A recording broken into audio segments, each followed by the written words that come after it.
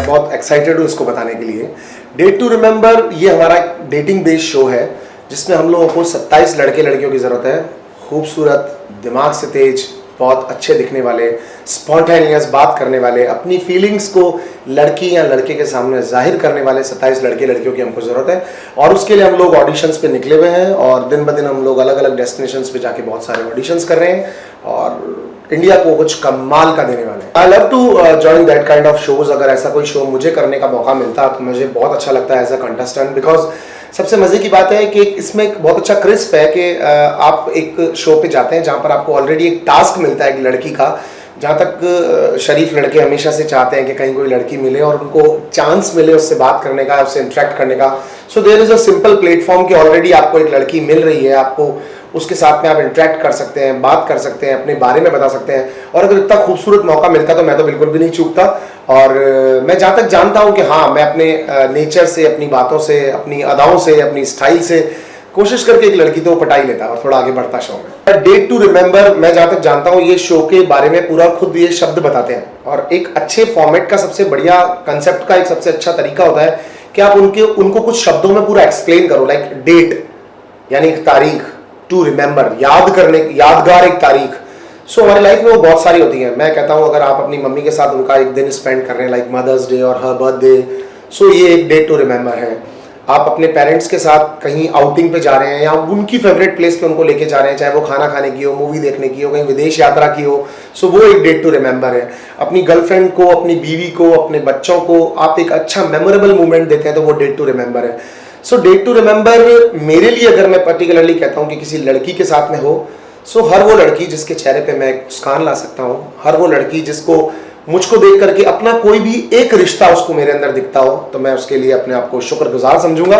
सो मेरे लिए वो सारे दिन डेट टू रिमेंबर होंगे। और लड़कियां तो मुझे सारी अच्छी लगती हैं। शो का ये स्ट्रक्चर है कि अगर कभी कोई लड़का कभी किसी दुविधा में आ जाता है या किसी तकलीफ में होता है, या लड़की किसी बार सोच नहीं पा रही, डिसीजन नहीं ले पा रही कि मुझे रमेश चाहिए या सुरेश चाहिए, सो डेफिनेटली मैं उनकी मदद करूंगा और उनको एक सही रास्ता दिखाने की कोशिश करूंगा। Because the motive of this show is कि we just provide to India incompatible couple. एक ऐसा कपल देना चाहते हैं हम इंडिया को कि जिससे मिलके मजा आ जाए बस लोगों को कि यार इसकी तलाश थी, ऐसा एक कपल घूम रहा हो। और ज्यादा नहीं बट 80-90% आपके दिलों से रिलेट कर रहा हूँ कि हाँ मैं वो लड़की हूँ जो इस शो में है, हाँ मैं वो लड़का हूँ जो इस शो के अंदर है। मदद मैं जरूर करूँगा। और मैं सलमान सर से बिग बॉस में बहुत कुछ सीखा हूँ कि एज एन मेंटोर वो जिस तरह हमको ट्रीट करते थे, जैसे बात करते थे, और मैं और भी होस्ट को देखता हूँ बात करते हुए। सो मैं डेफिनेटली कोशिश करूँगा कि मैं उनकी मदद कर सकूँ और एक अच्छा कपल शो को दे सकूँ। MTVs में एक तरह से देखा जाए तो एक बहुत बड़ा मैसेज है इंडिया के लिए, मतलब मेरे को लगता है ऐसा। MTVs ने एक यूथ को मेरे हिसाब से बहुत कुछ सीखने को भी दिया है। अगर आप पॉजिटिवली किसी भी चीज़ को देखते हैं तो आपको बहुत मज़ा आता है। MTVs ने बहुत कुछ सीखने को दिया है मुझे। MTVs के शो उस टाइम आने लग गए थे, लाइक मैं बात करता हूँ आज से 10 साल पहले इस तरह के शोज वो लोग लेके आने लग गए थे जो हम लोग कभी सोच भी नहीं सकते थे। MTVs के रियलिटी शोज, मतलब he is the Pioneer of reality, I can say. Realities को दुनिया में मतलब इंडिया में हमारे यहाँ लाने वाले वो लोग हैं। और MTVs आज आप किसी भी यूथ से बात करोगे तो वो MTVs फेवरेट होगा। मैं भी अपने घर जाता हूँ शाम को जब फ्री हो जाता हूँ तो MTVs का चैनल लगा करके उस पर जो भी लेटेस्ट सॉन्ग्स अपडेट सारी होती है वो सारी देखता हूँ। सो MTVs एक यूथ बेस्ड चैनल है और एक ज़बरदस्त चैनल है।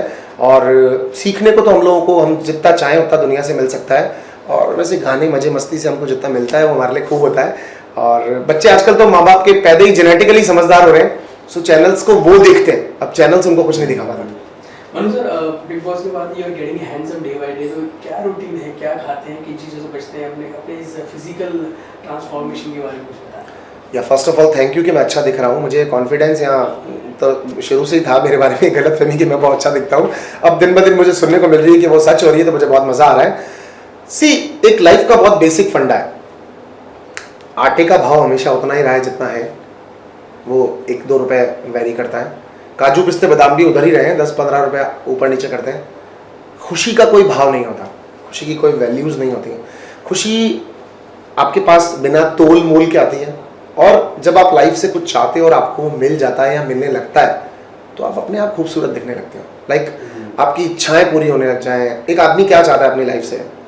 सबसे पहले वो चाहता है कि शायद मैं बहुत पैसे वाला बन जाऊँ, फिर वो चाहता होगा शायद एक खूबसूरत बीवी हो मेरे पास में, फिर वो चाहता होगा जैगवार हो, ये हो, वो ब्लाओ ब्लाओ, फाइनली वो जो चीज़ चाहेगा वो होती है कि यार अब मेरे पास दुनिया की सारी खुशियाँ हो। और अगर खुशियाँ सबसे पहले अगर खुशियाँ आपके पास आ जाती हैं तो बाकी की सारी चीज़ें फिर इतनी वैल्यू नहीं रखती हैं। सो मेरे साथ खुशियाँ, मेरे साथ इंडिया वालों का सपोर्ट है और सो ये सबसे बड़ी खुशी है। सो शायद हो सकता है इसकी वजह से मैं अच्छा दिख रहा हूँ। बिग बॉस के घर से अगर मैं सीखने की बात बोलूँ तो शायद मैं पूरी दुनिया एक बार और जीना सीख के आया वहाँ से। मेरी 30 साल की उम्र में कभी मुझे किसी ने इतना अंडर एस्टिमेट नहीं किया जितना बिग बॉस ने किया। हम चिल्ला चिल्ला के थक जाते थे, मर रहे होते थे, पर वो आदमी जवाब ही नहीं देता था पलट के। So patience the number one thing. हर चीज पे पेशेंस, भूख पे पेशेंस, झगड़ों पे पेशेंस, बातों में पेशेंस, जद्दोजहद का पेशेंस, अपनी जगह बनाने का पेशेंस, सर्वाइविंग का पेशेंस। पेशेंस सबसे बड़ी चीज मैं उनसे सीख कर आया कि लाइफ का सबसे पहला रूल, अगर सब्र है तो साईं मिलेंगे आपसे। अगर सब्र नहीं है आपके अंदर तो भैया फिर आप खो गए, आपको कुछ नहीं मिलेगा। और जो मैं सीख कर आया मैं उस घर को जिंदगी भर मिस करूंगा। मैं चाहते से मैं उसकी दीवारों को छू के आया था। मैं 105 दिन एक लीडिंग चेयर पे बैठा था। सो वो चीज़ें याद आती हैं।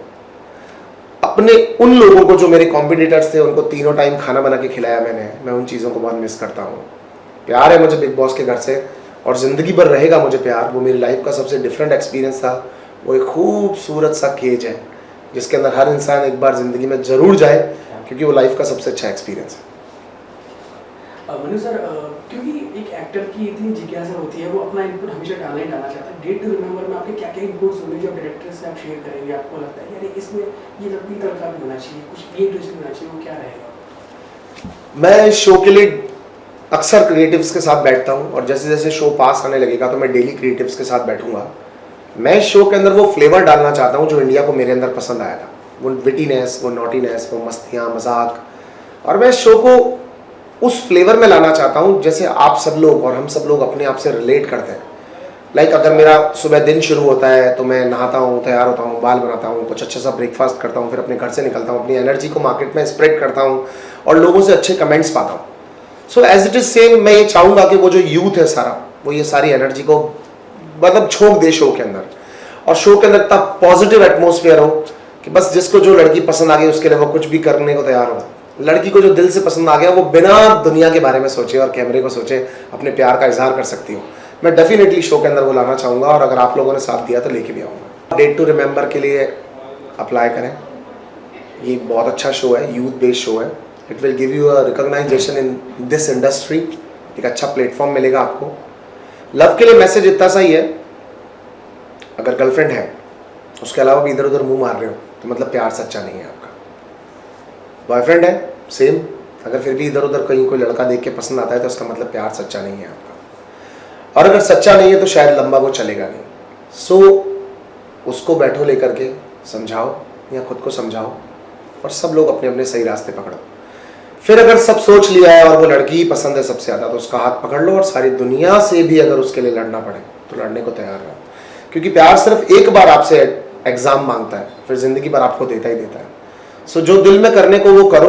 पेरेंट्स को बिल्कुल नाराज मत करो, उनकी खुशी से करो। या love marriage it's not a crime. किसी से अफेक्शन होना, प्यार होना कोई गलत बात नहीं है।